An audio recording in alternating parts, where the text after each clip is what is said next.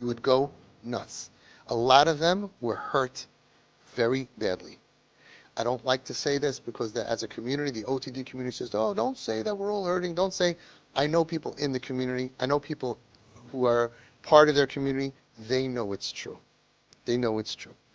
But regardless of whether they're making their life choice this way, or whether somebody else made the life choice to push them that way, our job is to love these kids. Why? It's your child. It's our brother and sister. We're not meant to look down on other people. And also, if they're hurting, alachas kama v'kama, we should be there for them. We should be there with love and understanding. And the understanding is, I don't need to understand. I trust you. Unconditional trust. That's what we need to have. Unconditional loyalty. I believe in you. Where were you parents when this kid was 8, 9, 10, 11, 12? Didn't you see that this was a great kid? Most of these kids were our top kids. Sweet, nice, normal person. I raised you. All of a sudden at 15, at 16, at 17, I turn on you because of the way that you're behaving. Obviously, if you're misbehaving, you're hurting. And if you have those eyes of compassion and wisdom, Rachmanus, Racham Chanan, all the midas of Hashem that we're supposed to have, don't just leave it for God and beg God for it. You have it for your children, for your families, and for everyone in Klal Yisrael. Then the hypocrisy will go down also. Our children who are hurting will see that we are actually good people. We want what's best for everybody. Get rid of the judgmentalism. Get rid of the hypocrisy. Be'ezus Hashem will have happy homes. Now, what's going to happen when your kid is home and happy? I can tell you. A lot of the drug use that's hurting them and plaguing them, these kids want to go clean more than anybody. You'll be helping them. A lot of them who have diagnosis for all kinds of mental illness, that they really want to be healthy and they want to feel good about themselves, you're helping them. And the ones who have spiritual problems, because deep down they're thinking, you know what, maybe I would want to be frum one day, but I can't right now.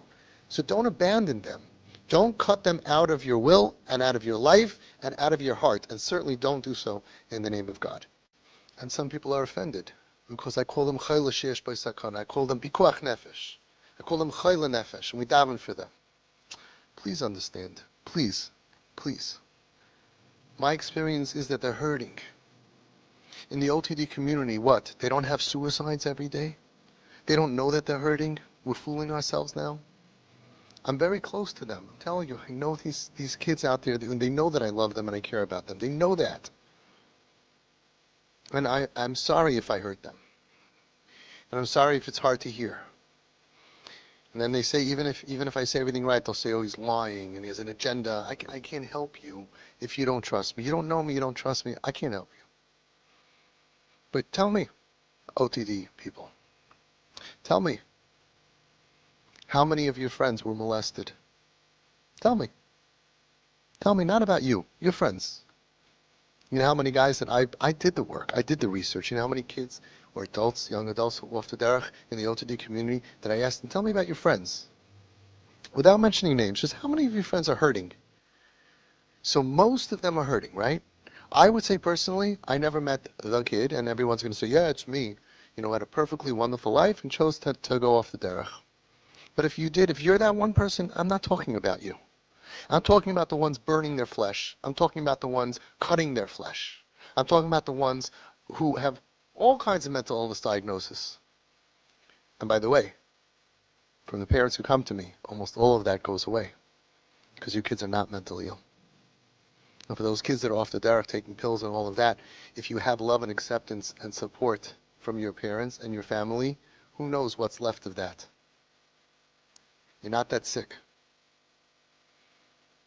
And the first thing that happens in the therapy world is that we say, cut them out. Rules, consequences, boundaries.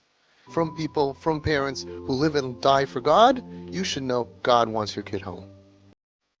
You know how many top people, top poskim, big rebbes send people to me and tell the parents quietly, you got to keep your kid home, even if this and even if that, no matter what, don't throw him away.